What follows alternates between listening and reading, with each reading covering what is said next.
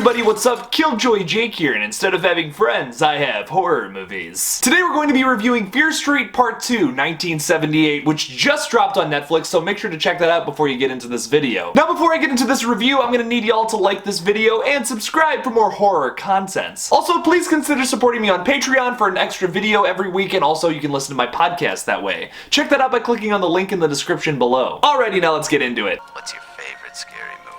Well, I'm Pennywise, the dancing clown. Oh, no, not the beast! Not the beast! You son of a... God, don't do that. But sometimes that is better. So my overall thoughts on this is that I feel like it's a much lesser version than the original. It follows what is like a pretty similar story to that original movie, but it's just like, the characters weren't as likable as the ones from the first movie, which I felt like was a strong negative for me. They're good characters, they're very well written, but I just really liked the people in 1994. They really made that first movie for me, where these characters I feel like weren't as interesting as those characters. Like, the main character that you're focusing on the whole time pretty much is the girl's sister, and she's kind of just like a I'm following the rules kind of person. I'm a rule follower, and I don't like to do anything else. And that's kind of her like arc through this movie, is that like she realizes who she really is. She's not really like keep your head down and follow rules as she says in the movie. And to me that's like not as interesting as the characters from 1994, who were just like these punky teens who were throwing like things of Gatorade out the back of a bus. They didn't give a shit. That was what was so cool about those characters. I mean, obviously, like characters in the late 70s, you got a right to that time period, so you're a little restricted, which I feel like is it was a much bigger negative for me with the sequel. I also feel like the next movie is gonna have that problem, but like twice as bad. I feel like that's gonna be my least favorite of this trilogy. But I will hold my judgment until I see it. With that being said, though, I still did really like 1978. I thought it was like a really fun film. It was like a kind of a throwback to like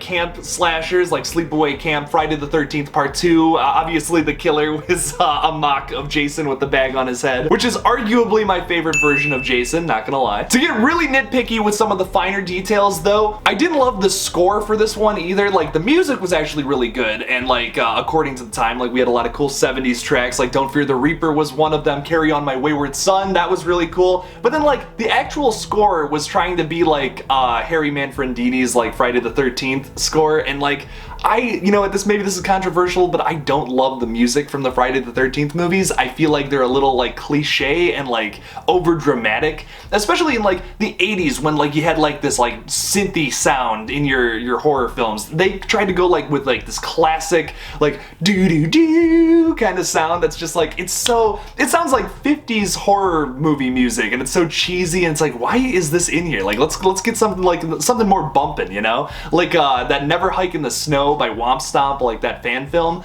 that has some really good music in it, and it's like this like keyboard synth stuff that sounds awesome. That's like my favorite kind of horror movie music. But then like this tried to do like replicate Friday the 13th music, which I feel personally is just so cheesy. I wasn't too big of a fan on the score on this one, where I was a really big fan of the score from 1994. And also spatial logic is another thing that just doesn't make a whole lot of sense in this movie, where the first one did a really good job at that. There was a lot of like bait and switch scenes and stuff in that first film, but this one, like there's two characters. They're trapped like basically in this cave underground. If you haven't seen it, I'm trying not to spoil it, but I also kind of don't care. You clicked on a review of a movie, so come on, I'm gonna spoil it a little bit. They're trying to escape, the killer's behind them, and then somehow like all these rocks fall, they get trapped in there, and the killer exits and goes to the camp, and they're trapped in there. That doesn't make any sense spatially. Maybe I missed something, but it just seems like they get trapped and somehow the killer teleported to the exit and was fine. I mean, maybe Jason laws apply to this killer, but it doesn't seem like that's true, because it never happens again in the rest of the movie. I don't know. That was really odd to me how that, and then that was a huge plot point that they were trapped underground for like the rest of the movie pretty much. That was, I don't know, that was weird. That didn't make any sense to me. That wasn't very good writing in my opinion. Besides that though, once again, the dialogue is written really well between the characters. I actually really cared for like Sadie Sink's character, the Nick Good, who is like he ends up becoming the sheriff. We actually have already seen him, like the adult version of him in 1994. He also comes back a little bit in this new film, the adult version of him at least. So that was cool to see like kind of like their backstory and like why that like whole sequence was going on in 1994 when Nick dropped the letter at her house and said like it's happening again. That was really cool to see that backstory, and they also had like honestly, one of my favorite parts of this whole movie was their whole exchange. Like, I don't love romance in horror movies. They had a lot of realistic dialogue between each other and like actually relatable things. That's what these films do a really good job at. Very similar to Stranger Things. Drew Sheed from Halloween 2018 is in this movie. He was like kind of a standout character. He was making me crack up by literally just saying the word what. He says it like a whole bunch of times through this movie, but it's just like, it's so unfortunate. I love unfortunate characters that are just like, what? Oh no, and like timid, whiny characters, those are always great in horror films. And one of my favorite things about this entire movie was the use of the song The Man Who Sold the World. Like, they use the Nirvana cover when we're in the 90s at the beginning of this movie, and then they use the David Bowie version when we're back in the 70s to express like what happened with Nick's character, which is so interesting to me. That was a really good use of that song both ways, like with the cover and with the original. Most people don't even know that David Bowie originally wrote that song, and a lot of people credit Nirvana for writing that, but that's just not true, which is hilarious to me. So I think that was cool that they used the David Bowie version. There's also a whole bunch of David Bowie references throughout, like the dog's name is Major Tom. Sadie Sink's character is Ziggy Stardust. I mean, yeah, oh yeah, that's great. Big Bowie fan over here. I love me some David Bowie. I think he's underrated. He's got like a whole bunch of crazy music, and like just he pretty much touches on like every genre. How can you not like David Bowie, man? Also, the kills were gruesome, and a lot of them were unexpected too. I was not expecting so many child murders in this film. Yeah, it's really shocking how like relatable to Stranger Things this is. Like, it's very similar to that, but then out of nowhere you're getting the killer just murdering a child like to death, and you're just like, whoa, okay, not expecting that. That comparison to Stranger Things though, and then doing something so visceral like that, definitely makes those like horrifying moments, like just murdering a child in cold blood like that, so much more extreme, because you're expecting like Stranger Things where it's like, oh yeah, the kids are safe, none of the kids are gonna die, come on, this is Stranger Things, you know? And then a kid dies. You're just like,